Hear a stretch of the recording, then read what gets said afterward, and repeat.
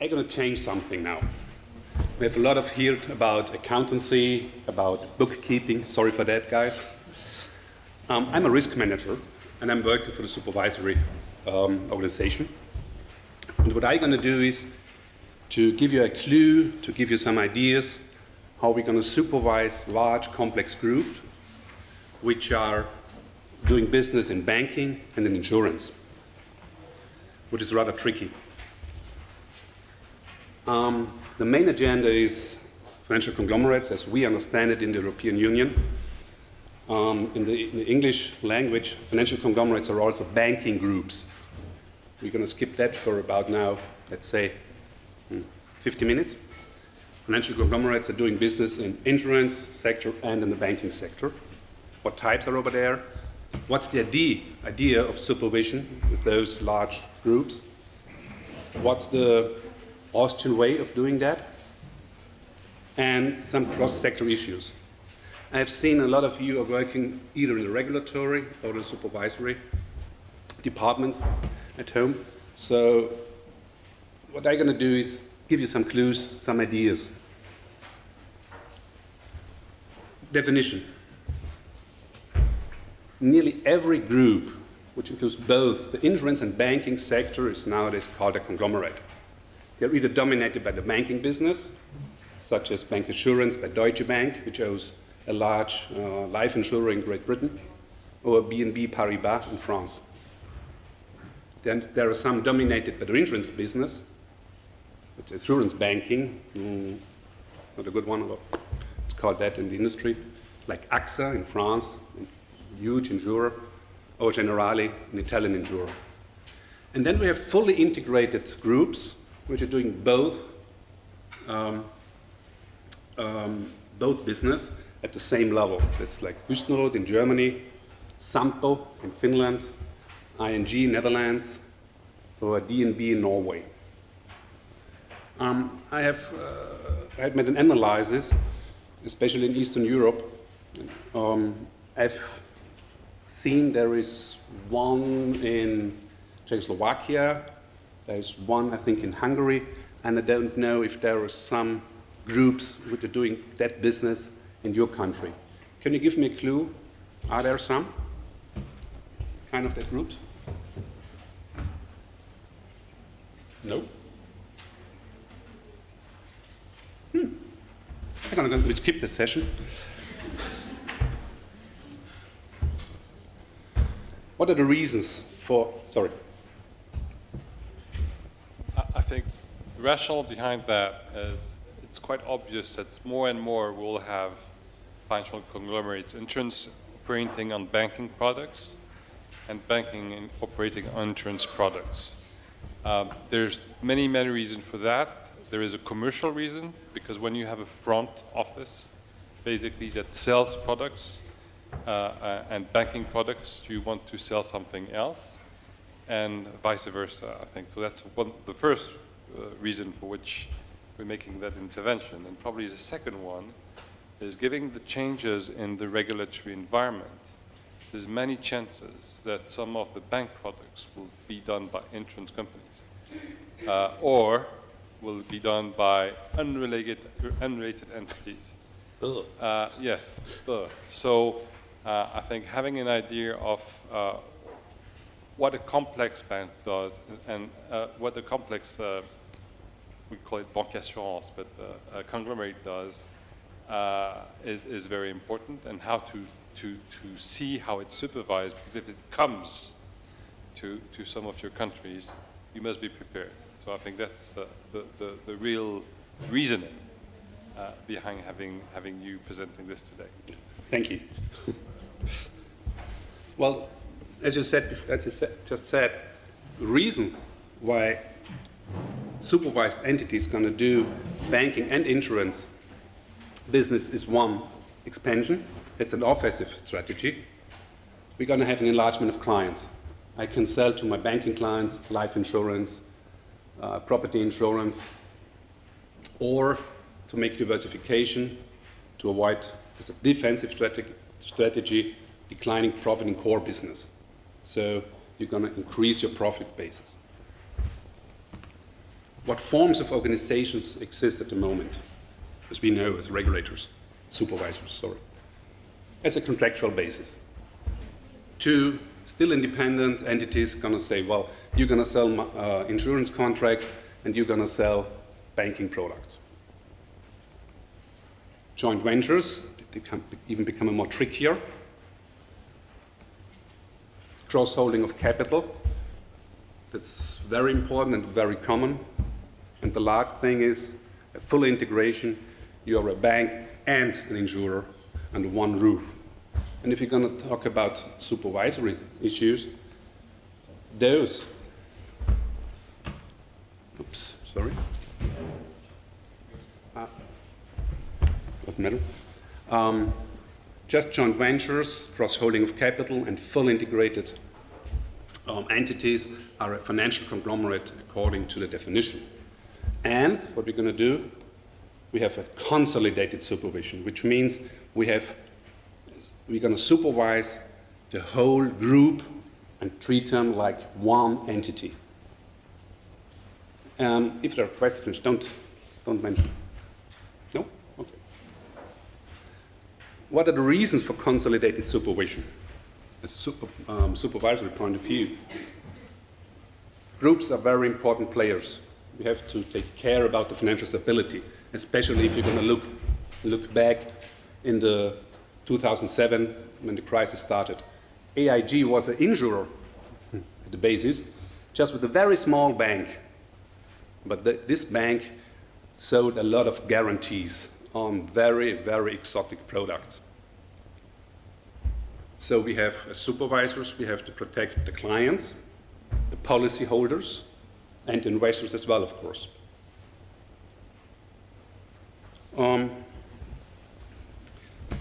Oops, sorry. You don't hear me when I'm over here? No? No. It's a pity. Because we are recording. Oh, okay. And we would not have any sound if you're not in front of the microphone. Okay. Thanks. What's the idea of supervision? Let's start with, let's say, nearly Basel I and Solvency I. First of all, we started to supervise and to regulate one institution on solo entity, either an insurance company or a credit institution.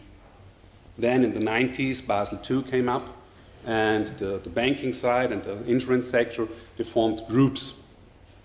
We had banking groups and insurance groups, but we had to treat them and supervise them as one entity to avoid regulatory arbitrage or contingency effects. So that was Solvency I and CRD, Basel II, nearly. The next step was the CRD review after the crisis.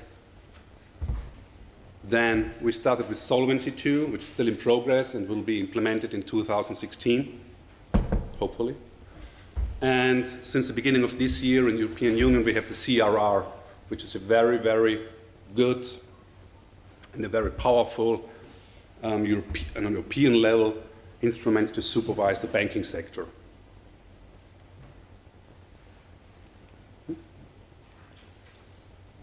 That all came up with a risk-based internal models. Basel II was the possibility for banks and banking groups to model the risk they're going to bear by their own rules. There was one standard approach, but Basel II and CRD gave them the opportunity to make their own models, internal models, which was, as a supervisory point of view, nowadays a bit dangerous because they don't have the data. The validation of the data was sometimes not good enough. So the consolidated supervision is still on the banking group and on the insurance group. Then in 2002, the European Union said, well, they're doing business, they're huge entities, complex, they're doing both. There are insurance groups and there are banking groups and doing business. That was the reason why the Financial Conglomerate Directive was implemented, which was a very, very big step forward, because nowadays we have the power and the possibility to supervise them on one common playground. But don't mix up banking and insurance consolidated super with consolidation of the group. As you have heard before, under IFRS, consolidation is not consolidated supervision. Consolidated supervision is just the supervisory approach to monitor a group of entities. And consolidation is just the accountant side. So if you have a banking group, it's defined as a financial holding, a credit institution, and ancillary services. The car producer is not included. Same on the insurance side. An insurance holding and insurance company, they form an insurance group. A car producer or an occupational pension fund is not included. They are outside the focus of the Solvency II or of CRD. But the financial conglomerate side, we're going to take care and we're going to have the eye on every single entity of this group. The car producer, the occupational pension fund, the insurance, even if there is a sausage factory, we're going to check all entities of this group who form these groups. Are you interested in the Austrian way, how we do that? Yes? No? Okay, thank you. The basis is the Financial Conglomerates Directive, which is a directive from the European Union. We transponded this directive into national law, into an own juridical body, into Finanzkonglomerategesetz, FKG, FKG. That's not good. And the idea was we have a specific group-wide supervision, but the independencies between the different financial sectors, they were taken into consideration. We didn't see them. So there were a lot of risks which we didn't see as a supervisory point of view. So we said, well, the European Union said, sorry, there is group-wide supervision for one sector, but we're going to make a step further and make supplementary supervision, additional supervision for the whole group. The aim was to avoid double gearing, which is a major point of view nowadays because own funds are relatively expensive, especially after the crisis. To avoid contingency effects.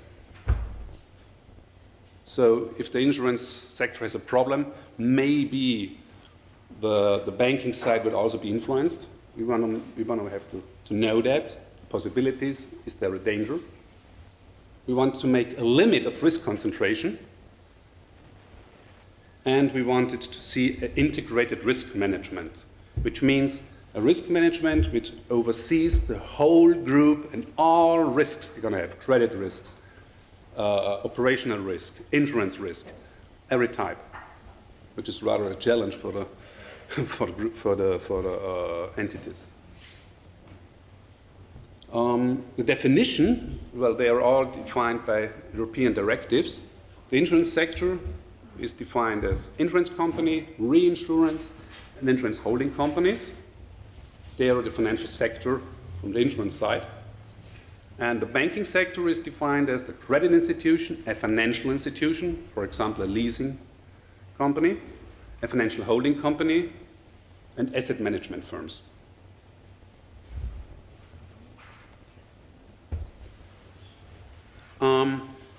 Regulated entities, which are also on the focus on the conglomerate supervision, but they are not focused on insurance or banking supervision, are pension funds, mutuals, small investment service providers, or outsourced service firms for insurance companies. For example, an asset manager who does only business for insurance companies. And since the beginning of this year, we have a new challenge.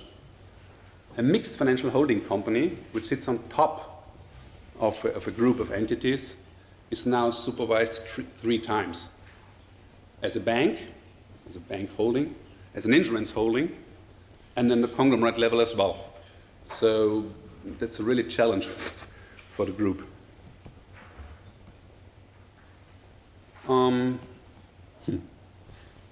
That's the way how you define a conglomerate according to the Financial Conglomerate Directive. Shall I pass through? Okay. No,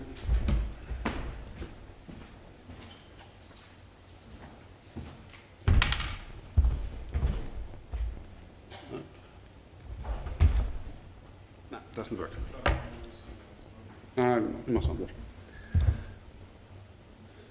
First of all, you're going to look at the group. You have a group of entities. So the first step is, are there financial entities within the group? Yes. At least one entity belongs to the banking side and to the insurance sector. Are they both inside the group? Then you have to go down to the, is there a regulated entity on top of the group? No. Then there is a mixed financial holding on top, which just holds a group of entities on equity and capital. At least one entity is part of the financial sector. If that's not the case, that's not a conglomerate. If yes, top of group is the parent entity or a participation holder. Then you have to make a test. If there is a mixed financial holding on top, we're going to make the 40% test, which says the minimum of this group, 40% of the consolidated balance sheet sum is within the financial sector. If it's not the case, it's not a conglomerate. It's just a large complex group. If yes, and it's the same as the top of the group is a parent entity, then you have to make a 10% test. So it's rather tricky to identify a conglomerate. The 10% test says if the balance sheet sums and the solvency requirement of each financial sector, insurance and banking sector, exceeds 10% of the whole, it's a financial conglomerate. So that's rather easy. If that is not the case, we're going to make a balance sheet test with a balance sheet sum only. If it is 6 billion euro large, the smallest sector, then it is a financial conglomerate. If the 6 billion euro test is failed, the supplementary supervision can be postponed. There's a national waiver. So that's rather quick and dirty. But if you like, I can, Joanna, give the transparencies and you're going to distribute to you. If that's okay? I've seen some photos.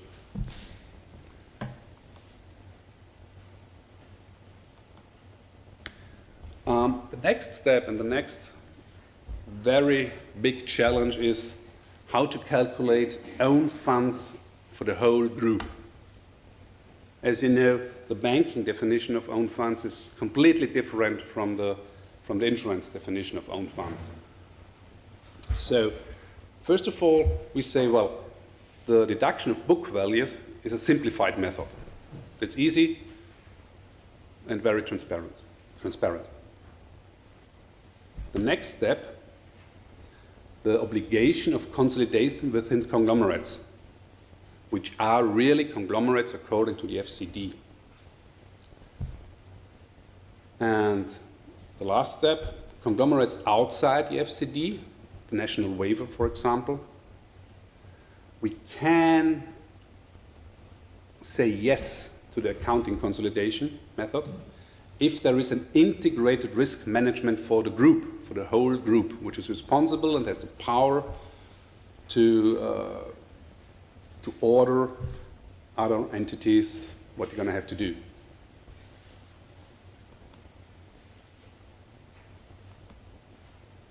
So just once more,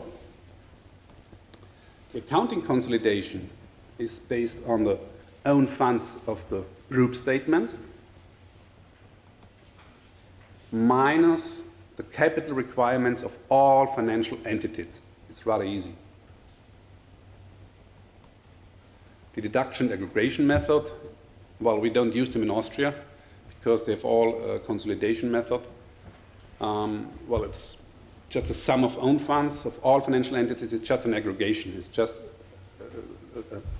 a calculation of sums minus the capital requirements and the sum of book values. That's the capital adequacy of the group as a whole. The definition of own funds, they are according to sectoral rules. The basis for the FCD is still the sectoral laws.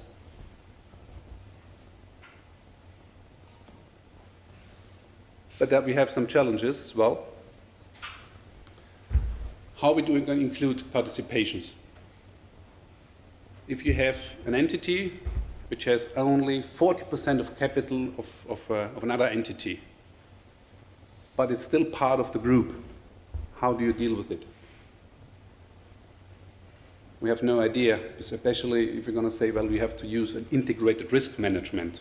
You don't have the power to tell the CEO over there to do something.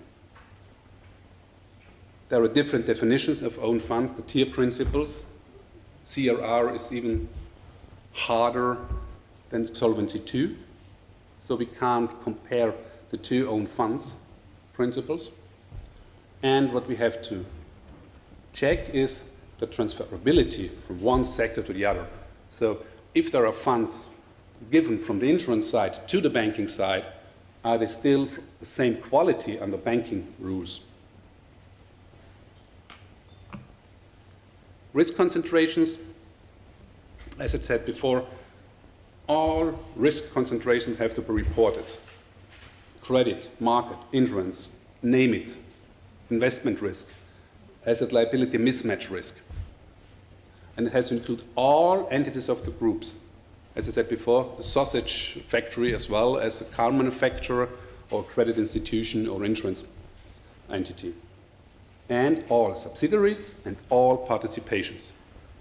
And as I said before, the problem is with the participations, you don't get all the information.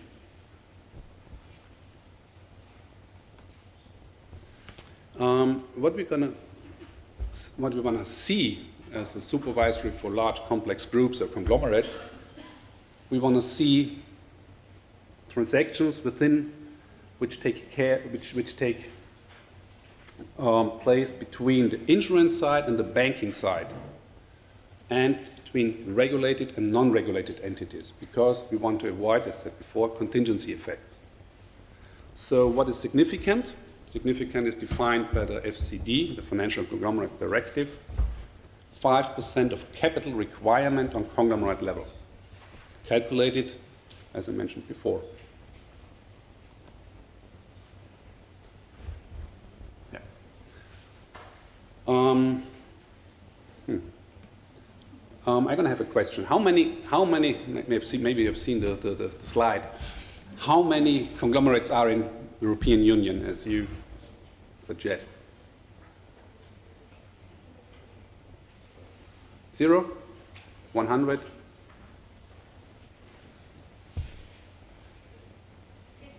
'Pardon me? 50? You looked at the slide. Yeah, 52. And as you can see, they are all over Europe, all over European Union. And they are huge players, as I said before, Deutsche Bank, BNP, AXA, Generali. They are huge. They are very important for the financial stability of the European Union. And including the waiver, as I said before, the 6 billion euro waiver, we have 69. So they are very, very important players on the financial market, on the capital market within the European Union. So we have to watch them very closely. In Austria, we have just 3. Well, just 3 is okay. That's an insurance company, that's a Bausparkasse, that's a mutual credit institution, and some of you maybe have heard or they're doing business in your country, RCB and Unica. And they're doing business all over Europe. So it's hard to supervise them, and it's really a challenge. How do we supervise conglomerates, especially in Austria? We're going to make external communication. That's management reports, management interviews. We're going to have crisis management with interviews with them. The internal communication within my organization. We have supervisory teams. There are some responsible for the banking side, and there are some responsible for the insurance side. And then there is one guy responsible for the whole group. And there's a lot of information sharing, of course. And that's, well, in the Financial Market Authority, it's rather easy because we're an integrated supervisor. And the supervisor, the responsible guy for the group as a whole, has a lot of tasks, which includes controlling of own funds. Is the group solvency? Is the group solvency okay or not? How are they calculate the capital requirements? What about the risk concentrations, especially for the group as a whole? Are there some exposures which might lead to danger effects? Risk management, as I said before, there's a fit and proper test for the CEOs of the group. We are the coordinator for those conglomerates which are doing business in Austria but not supervised by us. For example, Deutsche Bank, Generali, what else? AXA is not doing business in Austria. Yeah, that's it. And we're the first contact for the foreign coordinator if there are some problems within the group in that country. And all those tasks have to be looked at: Basel, CRD, Solvency II, and risk transfer. So at the moment we are working with 5 guys on every financial conglomerate. Challenges, as I said before, the participation problem. How do you integrate that in the risk management, in an integrated risk management? How do you control it? How do you get into the essential information from the participation? What about information sharing, especially if it's a publicly listed company? You don't have more rights than a shareholder, as a normal shareholder. But they're still part of the group. At the moment, we're going to say participations can be excluded from the group if you deduct the book value from your own funds. So that's the best thing we can do. And the other thing, IFRS, once more. And we have the problem with accounting principles. If we have groups which are doing cross-border business, the parent entity can use national GAAP as accounting method. And for example, Wüstenrot, and I've seen some Croatian colleagues over here, in Croatia, a bank has to do reporting under IFRS. In Austria, it makes US national GAAP. How do you compare those figures?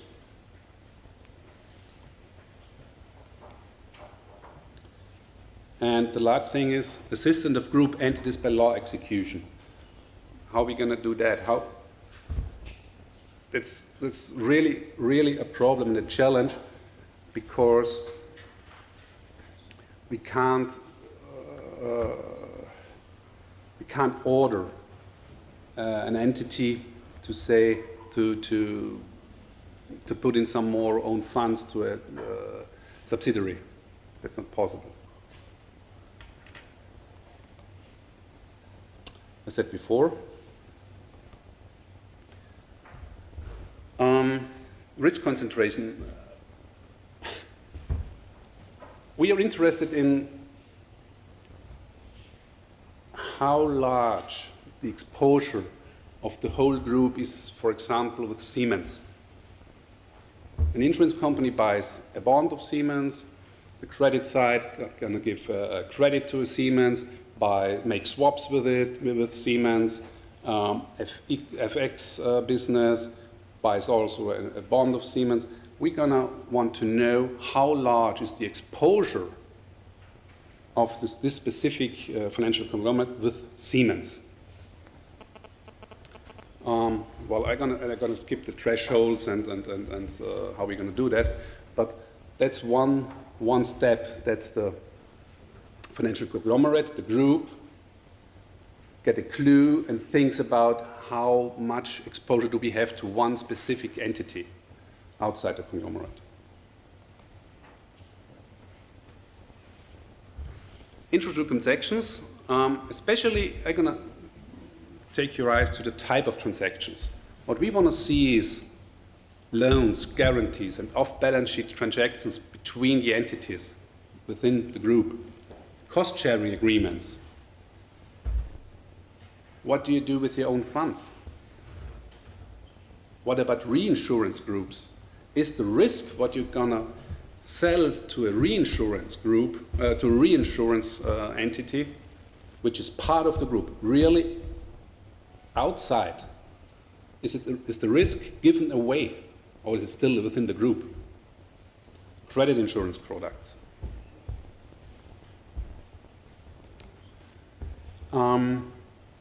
Cross-sector issues.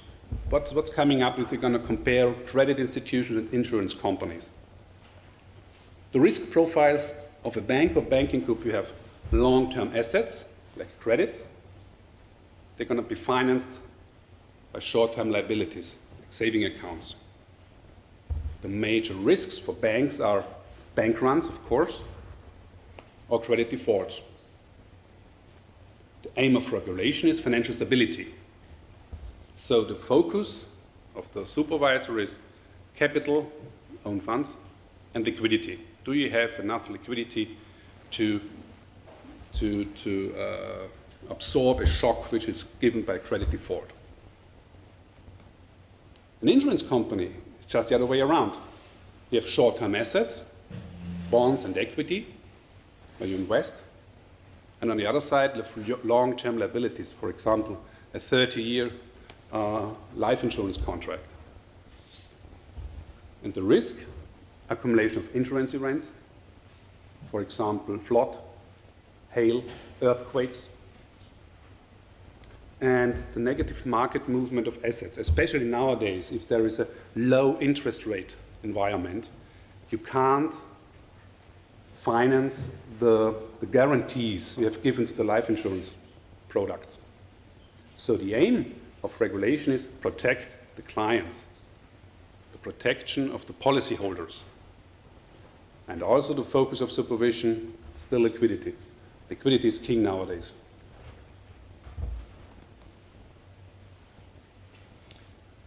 The opportunities to make a risk balance is horizontal. The banking sector makes a transformation, short-term liabilities, long-term lending, and vertical insurance sector, the large number of the law of large numbers. So you're going to change your risk profile within the group.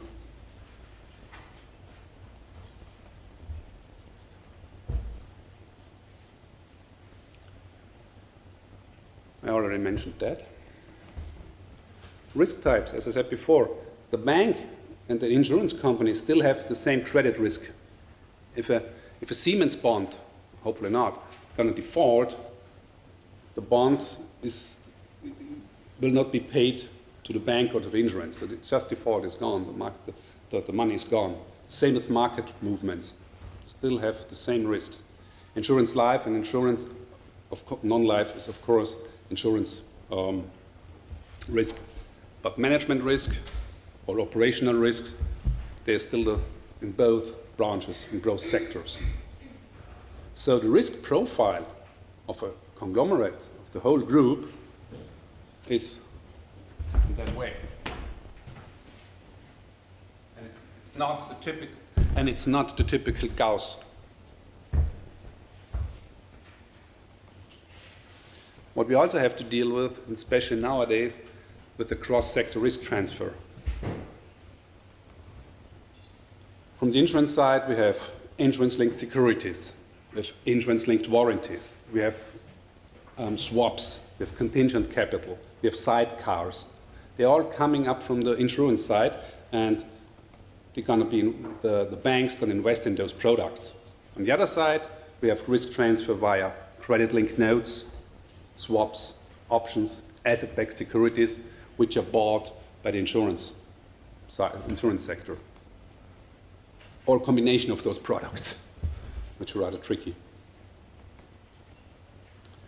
So why groups or sectors transfer specific risk to the other branch, to the other sector? Even for a better capital management, for example, insurance-linked notes are risk-reducing form which is accepted under Solvency II. You have diversification effects, especially if you're going to invest in insurance-linked securities. They don't correlate with shares or gold price. But as a supervisor, the issues and challenges is hedging. How do you hedge flood risk, or how do you hedge earthquake risk, and regulation, of course. Regulator is always one step behind. Well, that's rather a complicated slide, and we're going to finish with that. As you know, we have 3 pillars under CRD and Solvency II.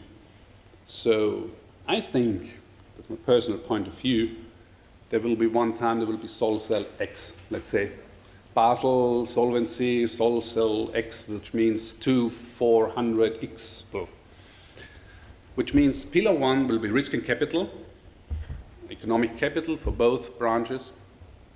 Pillar 2, supervisory things, capital to prove capital accuracy, risk management, the internal control systems, and Pillar 3 is disclosure. Over here we're coming back to the accountant side, model description, relevant information and disclosure, and of course annual reports to the public. Are there any questions right now? No. Yes. Just 1 second, since we are recording it, it's better to talk in the microphone. Mariusz Hajnuk, Polish Supervisory Authority.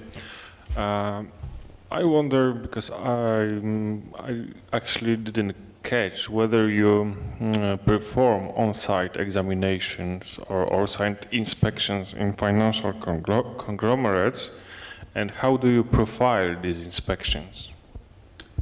We do. And we're going to make it in that way. We're going to check the risk management for the whole group. And we're going to, in Austria, we have the national bank is providing the banking on-site inspection and the financial market authority for the insurance part. So we're going there as a group, one banking specialist, one insurance specialist, and my person. And we have 3 main targets. That's how do you deal with the risk management, how do you get the data, how do you validate the data from the other entities, how consolidate you the data. And the second thing is the processes and the the flow of information, which is going up, let's say up to the parent entity, which is responsible for the risk management. And the third part is the own funds. How do you calculate it? And are they, let's say, really, let's say, are they over there? Which means it's easy to calculate for the banking sector, and it's easy for the insurance sector. But if you calculate and consolidate the two sectors, you have to take care about transferability and the quality of the own funds. And these are the major points we're going to have a look. Is this okay for you? No? Well, in that case, I'm going to have some questions for you.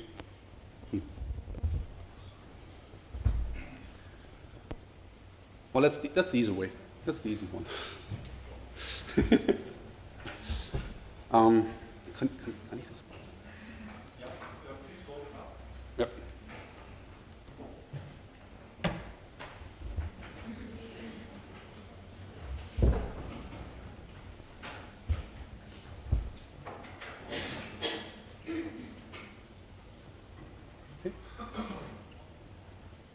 Okay.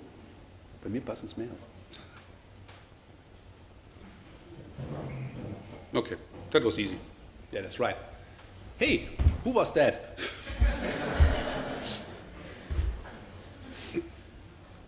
A financial conglomerate is a group of entities which consists mainly of the financial sector.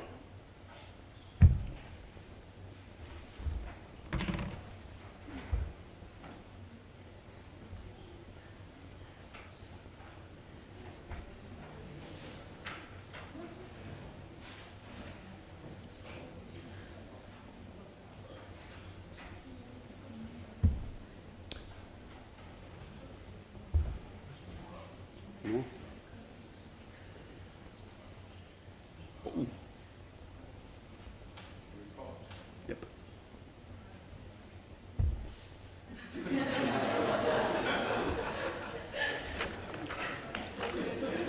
I'm going back. That's not fair.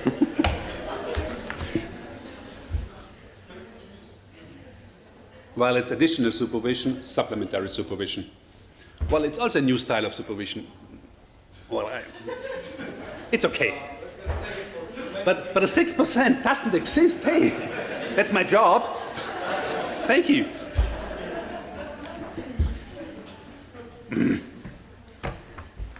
I'm going to find that out. Who was that? That's reported.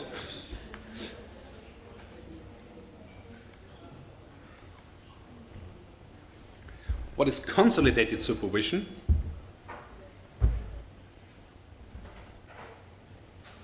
Well, don't the accountants guys, please don't answer.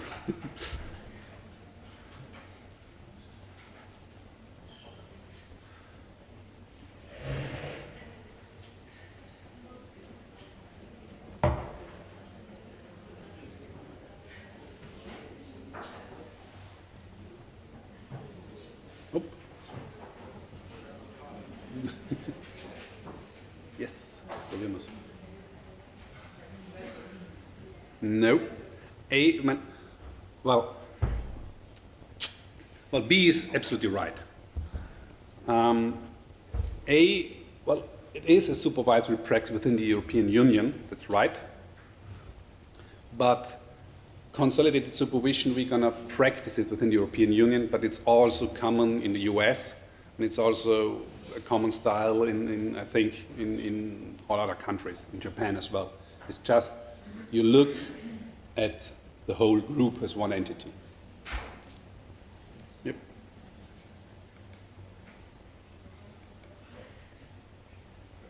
No. Und 5. Das ist a financial conglomerate, a group of entities of the financial sector, has to comply with the following rules: Solvency II, CFRR, both of them, and FCD, and some more, of course. Maybe.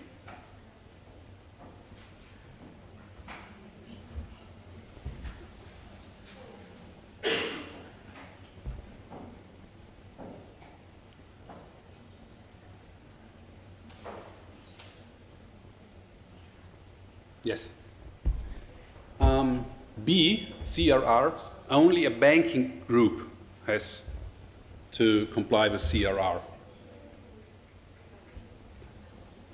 And so, hey, excellent. Yes, and the last one, which is a bit more complicated.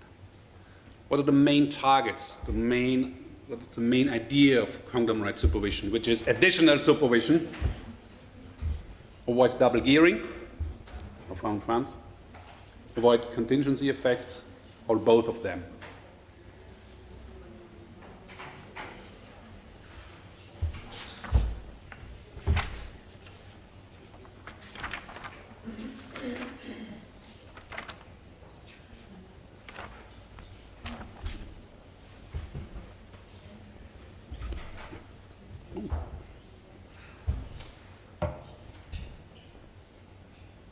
Both of them. Avoid double gearing, of course, and to avoid contingency effects from one sector to the other sector. So that's the main targets, the main idea of conglomerate supervision. Well, thank you for the opportunity to present some ideas and some thoughts about group-wide supervision. It was a pleasure.